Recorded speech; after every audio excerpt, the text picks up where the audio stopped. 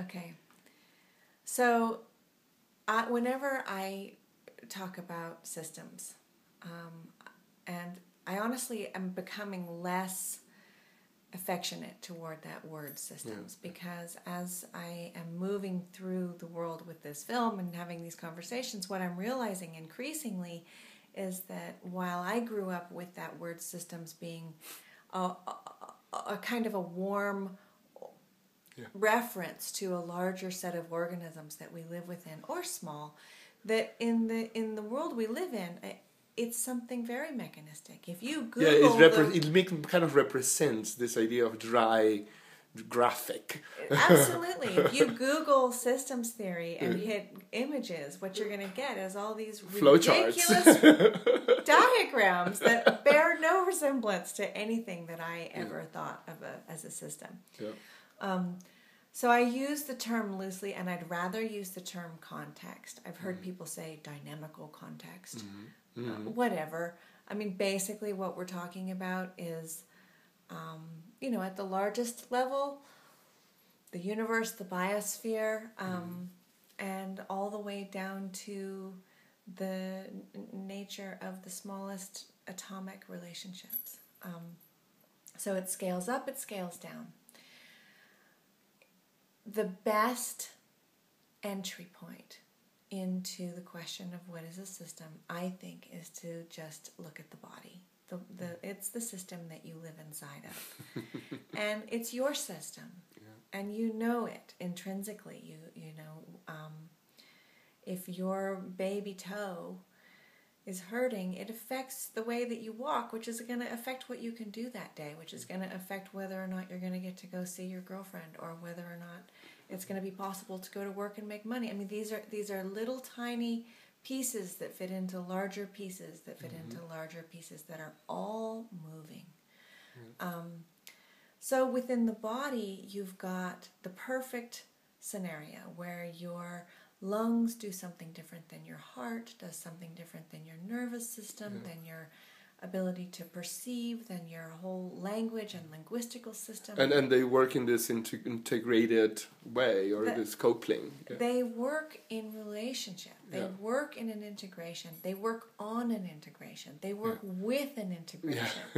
And it's a constant And they process. make their own integration. That is an interesting thing, that they actually create their own relationship. They do, and they compensate for each other. Yeah. You know, if it's hot outside, you breathe differently, and your sweat glands open, and you are hungry for different things, and you decide that you want to do different things. So the body is the first and most friendly entry point to the notion of systems. And I think it's a good one, because then when you project out from there and you start to look at, for example, relationships within a family as also being a system, you can start to think of that as, okay, well, maybe I'm the lungs and you're the heart, and he's the nervous system, and this person's the cognition, and how are we all functioning together? What are we all bringing to this system that is our household? And you can start to overlay patterns to cross-reference in that way. But let's look at that for a second, because the point is this: it's not a truck. You know, when something goes wrong in a car, you can replace a part. And you can say, this is the part that's not working, let's fix it. But when something goes haywire in a living system, in a living dynamic context, whether it's a pond or your body or a family conversation or a city social structure or an institution of a school, it's not like a car. You can't go looking for the solution in that linear way. There's no piece you can replace, because all the pieces have moved. All the pieces are learning and growing and moving and changing. So, you know, you go to put something in or take something out, and everything has been in reaction and relation to whatever the change is. So how do you begin then to to ask questions, which I think is more important than finding answers. How do you begin to ask questions that reach toward what I would like to refer to as a non-trivial level of relationship with the system? If you have something that you feel is some sort of pathology, and I use that term loosely because I'm working with that term right now.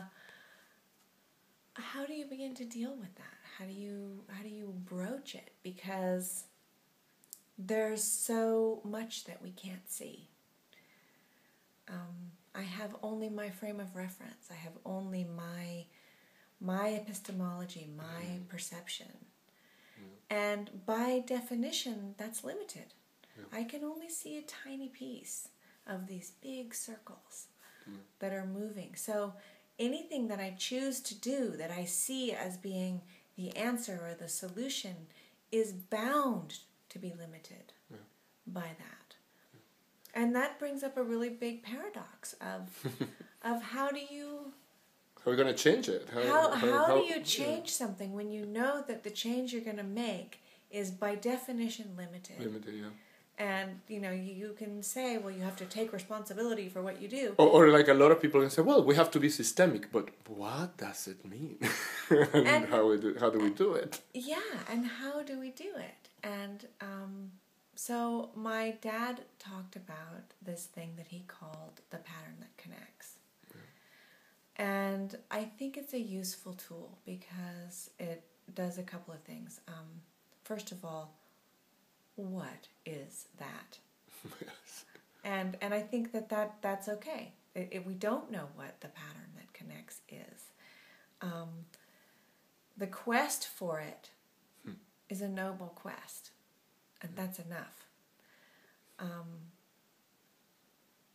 The uncertainty of knowing that whatever those patterns are, they're moving, they're in process, is a kind of openness. It lets us know that the structure of the way things come to be, the order of how things are, that structure is open.